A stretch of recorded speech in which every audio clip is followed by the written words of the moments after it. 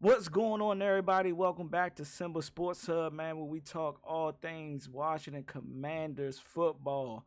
Hey, man, we have reached our final preseason game yesterday, man, and guess what? We actually won, man. We won a preseason game. There's a lot to talk about. There's a lot to unpack. We're gonna go over my viewpoint of the game, man. What the things I like, the players I like, some of the schemes and things that I didn't like. I was a little concerned, man, going into this game. But hey, man, before we get into the video, I want you guys to go ahead and hit that subscribe button, man. Like, comment, and subscribe, man. Drop your take on the game, our final preseason game. What guys are going to be returning back to the car dealerships, the local grocery stores, Uber drivers, or back to school, man, to pick up their degree. So we're gonna talk all things last preseason game. The guys that I think are on a bubble, truly, the guys that I think are going to make the team, and what we saw. You know what I'm saying from last night's game. I wasn't able to record this last night. Had a lot going on. I'm working on 5 hours of sleep, so y'all bear with me on this video. But let's get into it, man. Hey, man.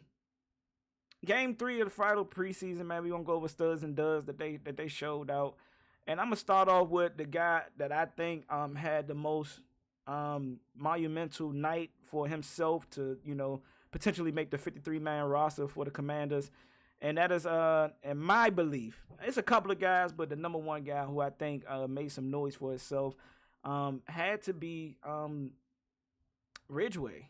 I think Ridgeway actually made some good tackles in the backfield. He had some tackles for loss, I believe. But I think it is all right. I'm gonna give a co-anchor with him, and for Darius Mathis, man, who I also think had a good game yesterday, man. He actually showed up. He had some plays where he got stunted, or he got stalemated at the line of scrimmage. But there was some plays. He had a pass deflection. He had two, maybe one tackle for a loss, but you just seen him in multiple of plays, man. You saw him make some plays that you didn't see previous seasons before, and I don't know if it was because of him not having the opportunity to actually get on the field a lot, and then the injury also stalemated him and hindered him a lot too. But he actually came back. He actually looked pretty good.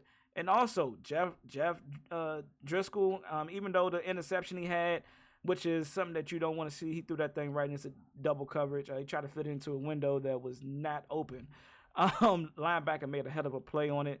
And also, McSorley, out of Penn State, he had a heck of a fourth quarter because I'm going to go ahead and get into this now, man. Some things look very scary from an offense perspective. And I know it's our threes. I know it's the guys that probably won't make the roster. But from an offensive play call perspective, man, we struggled most of the first half, and slightly going into the third quarter, man, we could not get past the 50. We could not get in field goal range to even see, and then when we did, it was kind of late in the game, late in the third quarter. So I was a little questionable. I was a little concerned. That was a little concerning. And now my major question mark. And again, these are third string guys. These are guys that are going to potentially be on special teams and guys that's going to be on practice squad. And then most of them guys are going to be cut. But I have a major question mark for the overall defensive scheme, man. I like some of the play calls, but some of the scheme, it was just the players not being in the right position, man, because there was so many big third downs that we gave up that when you talk about a great defense, I don't care if it's your second string or your third string. You look at great defenses like the Ravens, look at the Jets. Like, you go and watch some of their preseason games, man. Like, they are not giving up third downs. Like, their defense, whether it be first string, second string, practice squad guys, not going to make it guys, they're getting off the field on third down, and it was maybe 3 or 4 maybe big third down plays that we just gave up. And not only gave up the first down, we gave up 5 to 10 extra yards on those third down plays. And I'm going to start off with the first one with Drake May coming into the game, and we ran that double A gap show and dropped the linebackers back into coverage. And then I think on that particular play, we sent our linebackers and oh no, I think we dropped them back that moment, and we had no A gap protection, no pressure from the outside, or when the pressure did come from the outside, Drake May was able to escape right up the middle for a big gain for a first down. Like that's a huge no no in a double A gap, type of scheme or show. You know what I'm saying? If they drop back, I can't remember 100%. But even if they drop back or they showed or they sent the linebackers, there's no way you should be allowing that guy to escape right up the A gap. Like especially for 15 yards. Like he was able to run and get the first down. I think it was 3rd and 11. But anywho, that's just something that I was a little concerned about. And then the passes. We're giving up 15-yard passes on 3rd down. It's like, man, you would like to see those type of guys, that type of defense. You want to, keep everything in front of you. Don't let nothing get behind the markers. Don't let nothing get behind that first down marker. And you want to keep everything in front of you and make sure that he's dumping that ball off and you rallying up to make those tackles. And that leads me into the tackles. Where was it? Tackling was so piss poor yesterday. I question, but I'm going to remain positive in this new regime. Excuse me, guys, for that. But anywho, I still remain to see what these guys, these first string and second string guys, are going to do, because if I'm saying poor tackling, and I'm not saying that these guys are going to be missing tackles like that, but the cornerbacks, Noah, number 19, missed a couple of, like, it's like he was trying to bail out and just, I'm going to just throw my arm out there and see if I can make it. Like, but linebackers, Pittman, I think, missed the tackle. But we was missing tackles in the secondary and even in the interior front line. And it rubbed me the wrong way because, man, going through a training camp, you kind of,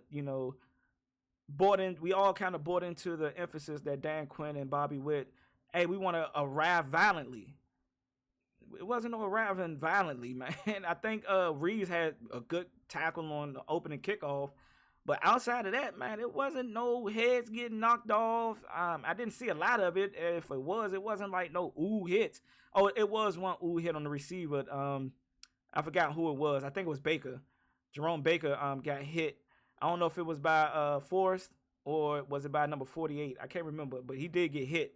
And that was probably like the only big hit that we had. But missing tackles this late in the preseason, man, you kind of, and especially while you're trying to make a name for yourself. And sorry if I'm jumping from offense and defensive takes. I thought I was going to have everything written down, what I was going to hit on, and try to keep it in order. But then now I'm going to jump back on to the offensive side of the ball. Cole Turner, man, I started off shaky. 2 bad drops. I think one got called back or whatever happened. One was due to a penalty. Cole Turner, man, this was your make it day. And as much as I advocate for you to be on this team, because I like the size that you bring from a tight end position and you can play the receiving role. The one thing you can't do in the final preseason game when you really trying to put everything together to why you need to be on this team is dropping passes. And again, I always state that, you always got to expect a bad ball to be thrown. But that your job as a receiver is to catch the ball. Whether it's a low ball behind the back, out in front of you, if your hands touch it, and don't take that literally, but if you are in position to try to make those catches, dive. Make a better effort, but it touched your hands and you had 2 drops. But people are going to ding you for that. But then you made up for it. You made up for it late in the 3rd quarter when we needed a big 3rd down reception. I think it was Driscoll or McSorley that threw it to you.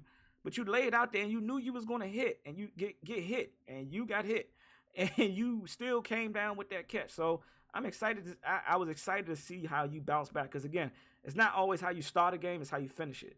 And granted that you only had that one target after those 2 drops, you made up for it. So for that, I got to give you, some type of credit, finishing out that game.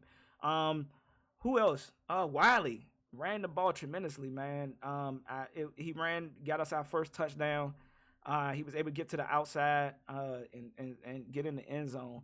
McSorley had a good game. Driscoll, he was a little up and down, but I know there's a lot of talk out there. He should be our number two. Stop that. Stop it. Stop it. Stop it.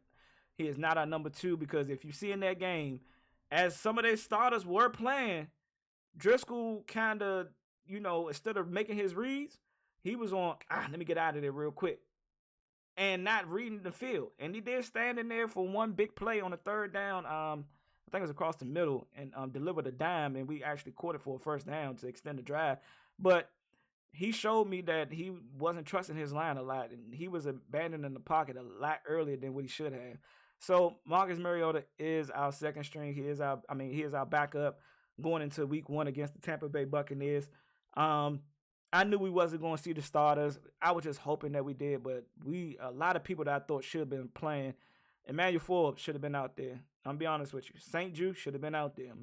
Michael Davis should have been out there. Because I think we have not seen enough where we can, definitively say, all right, we're going to trust these cornerbacks going into week one. But at the end of the day, that's who we got. I think Luke McCaffrey should have been out there. Continue to show. But I guess they wanted to see some of these other guys play to see if they even want to make the roster or, they're going to be finding homes elsewhere when the roster cuts start to happen. I believe that starts on Tuesday. But don't quote me on that. But anywho, Jamison Crowder should have been out there, to further, stamp himself on the roster.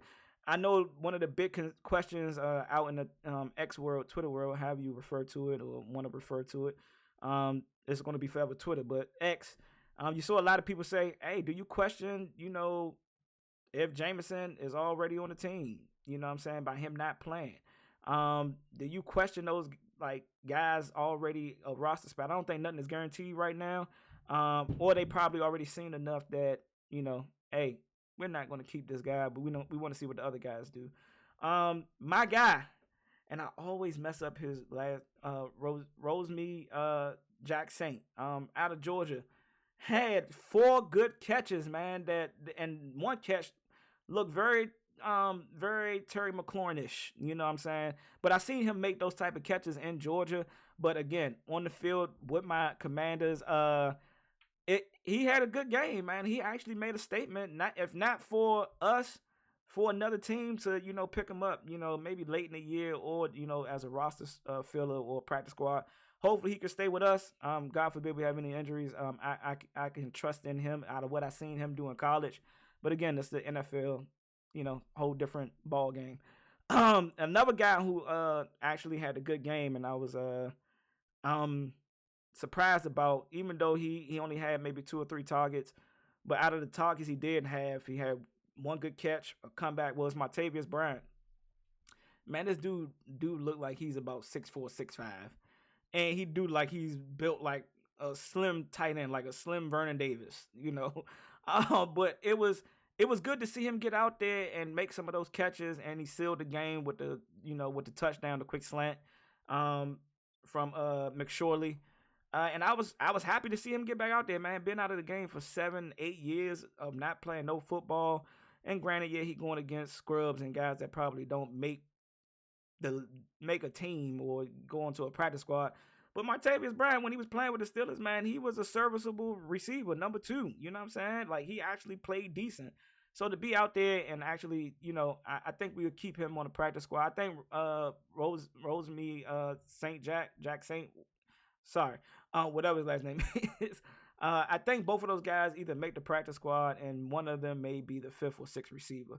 My predictions for the receiver room. We already know Terry McLaurin is stamped. We know De'Ami Brown is stamped. Who's going to be the number 2? We don't know. We don't know if it's going to be Zacchaeus or De'Ami. But if I bet my money on it, if I wanted to take the over under, I'm taking the over on De'Ami being a number 2 guy. In the slot they're saying Luke McCaffrey, but I think you're going to see interchangeable between him and Zacchaeus playing the slot. Pringle, I think, makes the squad. So where we at? Terry, De'Ami, Zacchaeus, Luke McCaffrey. That's 4 receivers right there. You got Pringle. I think actually had some good catches last night to make the squad, or to potentially, make a case for him making the squad. And that's five right there, and it's going to be between Jamison Crowder. These are guys on the bubble, I think. Jamison Crowder, Martavius Bryant, and Roseme Jack Saint. Those are the guys that's going to be on the bubble. And you might keep two guys on the practice squad just in case, and any injuries happen. But that's my predictions for who we keep, and the rest of the guys probably not going to make the team. But hey man, you got the UFL, CFL, all these other arena football leagues. Hey man, you still got an opportunity to make a case for yourself. Who else? I don't know if Sam Hartman is going to make this team. I know he's been drafted by the UFL already. Um, I think with him being injured and just not being able to put on a showcase the last two preseason games, I doubt he makes that roster. But hey, you never know, right? They may keep him over McSorley. I'm gonna be honest, McSorley actually played a good game yesterday. He took what was there. He took off when he needed to take off, um, and he made some good throws. So that may be your backup. I mean, he may not be number three, but he may be on the practice squad. But yeah, of course it's JD number one. We got Mariota at number two, and then your third QB is going to be Driscoll, of course. But I like what I saw from the guys. Also, we are not changing the name. We heard from our owner, Josh Harris, before the game speak to, him, the name change and us not reverting back to the Redskins. So all my HTTR fans that want to go back to the Redskins, the old name, y'all can just go ahead and forget about that. It's either going to be the Commanders, or it's going to be another name. I know a lot of names have been thrown out. I'm gonna go ahead and make my case. Do whatever you need to do to make the team the Red Wolves. I like that name. It's a catchy name. You can do so much with it. Let's change it up. Let's be different. Let's be different. But I know I'm gonna get attacked by all my um my embedded and forever Redskin fans. I might catch some flack by that, but I still love you all. No love lost here. Yes, I do love the Redskins name. I want us to keep it. But I like the Red Wolves, man. Switch up the jerseys a little bit, throw a little gray in there. You can even do some black and on red with some gray stripes, going down the show. I don't know, man. There's something about the Red Wolves that I bought into when it was first introduced to when we was looking for our new name. But again, I like how he's allowing, the guys that are supposed to run the team, and hey man, I'm not stepping in until I absolutely got to. He is not bombarding anybody. He's letting Adam Peters be Adam Peters, and letting him cook as a GM, and the staff that he's assembled. Him and Dan. He's letting Dan Quinn and Adam Peters work their magic. And look, again, like we said, no jobs is safe, and that's gonna lead us to talking about Jamin Davis. I know I heard a lot of people talking about him not making plays. You didn't really hear much from him, but again, man, this guy's learning a new position, and he's still under his rookie contract. This is a prove-it year for him, and we don't know if he gets in on key third downs. What he going to do for us? You know what I'm saying? We know we got Dante Fowler, Dorrance Armstrong, we got Farrell or Farrell, whatever his last name is. We got a rotation in place. KJ Henry made a name, man. That hit on Jacoby Brissett. Hey man, that dude made a case, and I liked him when we drafted him.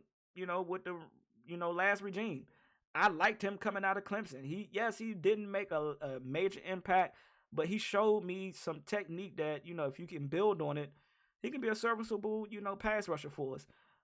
So hey, I'm happy with the D line. I'm happy. I kind of wanted to. I don't think we proved anything to sit our potential starters. I would have loved to see everybody from a potential, unofficial draft chart actually go out there and get a series, and actually show. But I understand, if you're a spades player, you don't want to show your whole hand, Sorry, I got to move my camera back a little bit. I apologize about that. Let me lower that real quick. All right. But yeah, I know you don't want to show your whole hand, and we're going to wait until week one. But what I seen from an offense, we could not get the ball. It wasn't the big shots that we did take, and that's when Martavius Bryant, even though he didn't make those catches, to get those PIs to get us down the field twice. Hey, that's big. That's big. For him to be out 7-8 years and still beating, I don't care if it's I don't care if it's a high school cornerback. He beat him. At the end of the day, he's showing that he can still get separation. And to get those two PIs called and get us in scoring position, it's hard. He's made a case for him to actually, stay on the squad as well. So again, my bad, had to fix the brim. Had to fix the hat. But yeah, man, I'm excited to see, who goes, who stays. Um, Question marks still remain about Derek Forrest. I don't know if he made enough noise last night to keep him on the roster. I would like to see him. Percy Butler is the other guy that I think should have been out there, but they may have already stamped him as a special teams guy with Reeves, and maybe that's what Derek Forrest fits in as well, because he is a good tackler. We can't just dismiss what he did before getting hurt. That Jaguars game last year, hey man, the dude was all over the place. Caught a pick, forced a fumble, making open field tackles. You can't just deny the guy from now. I still question his over top coverage, but hey, I think he makes the team as a special teams guy. But again, don't quote me on that. Don't go bet that. Please don't, because the way my parlay's been looking over the last couple of weeks, I just need to go ahead and delete my apps. But anywho, yeah, man. I think our running back room is solidified. I think it's going to be a mixture of B Rob and Ackler, Austin on the team. Now that third running back is a question. It's a toss up between Rodriguez and Wiley. I'm gonna be honest with you. Wiley showed me a little bit more. I didn't see much from Rodriguez during the preseason. He had a couple of good runs, but Wiley was the wow factor. He was the wow factor. He scored 2 touchdowns this offseason. So it's kind of hard to and he had some good runs too that wasn't touchdowns, but hey, it was actually decent runs. So I don't know if we can really, I'm leaning more towards Wiley, but we shall see. Tight end room. Whew, I don't know, y'all. We know it's going to be Zach Ertz. We know it's going to be Ben Sinnott or Sinnott. And the toss up for the number 3 is Cole Turner or Bates. Bates didn't play, so is that a sign to say that Cole Turner might be out the door? I'm just afraid that and I know it's going to happen. We're going to let some talent go, and these guys probably get picked up by other teams. Hopefully, there's no more rivals. Hopefully, there's no more rivals. That Jahan Dotson trade is still a sore spot for me right now. But look, hopefully it's not Jahan. Hopefully it's hopefully it's not another Jahan type of pickup or whatever. But yet the Brandon Ayuk still is a thing that everybody's still talking about. Again, until the trade has happened, even I heard T. Higgins. I didn't heard Robert Michi the second or third out of the Texans. I don't think that we have a chance and shot in hell for Jamar Chase, nor CeeDee Lamb, which I think, if I'm reading my group text, I think the Dallas Cowboys just gave him his extension. So I'm not gonna confirm that, but I think he just got his bag. So look, let's go through a little bit. We're not gonna play all of these, but let's look at this Wiley touchdown real quick. Was able to bounce outside. That's good blocking, man. He wanted it. He wanted that 6. He had to go get 6. He wanted it and he got it. Let's see. Look, another good run by Wiley. Good stutter. It wasn't for a major game, but it was for about 6 yards, 6 to 7 yards. Yeah, I think that was about 6 to 7 yards. KJ Henry, man, again, he was making all type of plays over the field. Good pursuit. Just go get the quarterback. Just go get the quarterback, and he did that. Another causing havoc moment. He almost got there. But he was close enough. Ridgeway, like I said, man, had a tremendous game. Look at the push on that. God dang. Man, hey, I don't know if I get pushed back like that. Call a timeout. I'm faking an injury. Get me out the game.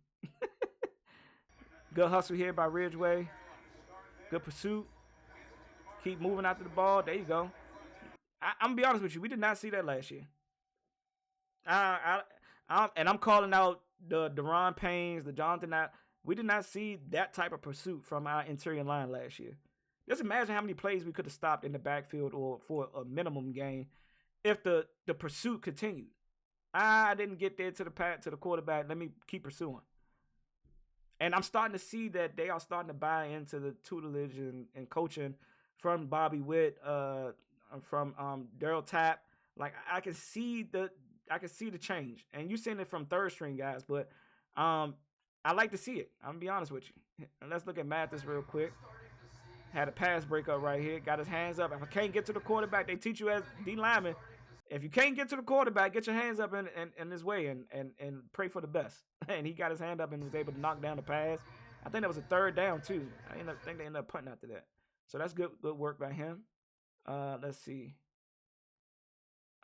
Driscoll, what play is this? Yeah, yeah, that's the interception. I'm not even gonna play that again because I don't want to see it. Um, yeah, Noah was having a rough game. We ain't gonna look at that. Um, this is the throw to Turner. He got his hands. I'm sorry. I'm sorry. You gotta lay out for that. You gotta lay out for that and make that catch. That's just me. That's just me. I ain't gonna overly think about it. Okay, here go Rodriguez, but he gotta make that catch. Oh, this is the holding that he had. It was negated by Cole Turner hold. Let me see this again. Where's Cole at? Oh, he was on the inside. And he's still holding him. He tried to break containment. He's still holding him. All right. Oh yeah. Let's talk about this right here. Penalties galore. I know this is the third string guys, potential practice squad, and potential Home Depot workers. But guess what? 19 penalties ain't good. I mean, the Patriots had some penalties too, but yeah. Marcus. I'm just going to keep calling him Marcus. Marcus Rosemi Jack Saint. This is the catch, I think, that was very Terry McLaurin-ish. Yeah, he came back and just... Again, man, I saw this in Georgia. I think that this guy could be an outside guy, potentially, if you give him a chance to prove himself. I just don't know if we're going to give him that chance. But, hey, man, I'm a big Marcus fan. He reminds me, I'm not saying he's George Pickens, but he reminds me of him a lot because of what I seen in Georgia. But here go to Brian TD. It didn't even look like he ran the slant 100% with effort. I think he just ran it and knew that, hey, man, I know I'm going to catch this ball no matter what. Because he did not sell anything. He didn't sell a fake. He didn't sell nothing. He's like he just ran inside and said, hey, look, I trust me over you. And he won. And let's talk about Cade Yorks, man. Going 2 for 2 from the field goal and then went 2 for 2 for the extra points. I'm going to be honest with you. The kicks that he, for the extra point, for the field goals, even though they was inside the 30, you can see that the dude has a leg. He has a leg. Because that ball, if there's no net there, that thing probably hits the screen or goes over the screen. But he looked like he definitely got a leg. Back at his LSU days, I did see him kick a little bit, so I got to witness that being a Georgia fan. He can kick the ball, but again, accuracy and consistency is what I want to continue to see. But I think we may have got our kicker, but we're going to put a question mark on it. But yeah, we're going to put a question mark in. And that's it, man. That's it. But yes, we have now closed the chapter on preseason, guys. And we are now getting ready to gear up for week 1 against the Tampa Bay Buccaneers. I will drop a video for that going over, I will drop I think it's going to be a video just discussing the roster cuts and guys that we let go. We are second in the claiming of the waivers for anybody that's cut. So stay tuned. I think Adam Peters and company is still cooking. I think we're going to see some signings, see some guys that may not make the roster that we pick up. So I'm excited to see that. I want to see who's going to get released. Might find a gem or two in there. You never know. So stay tuned to that.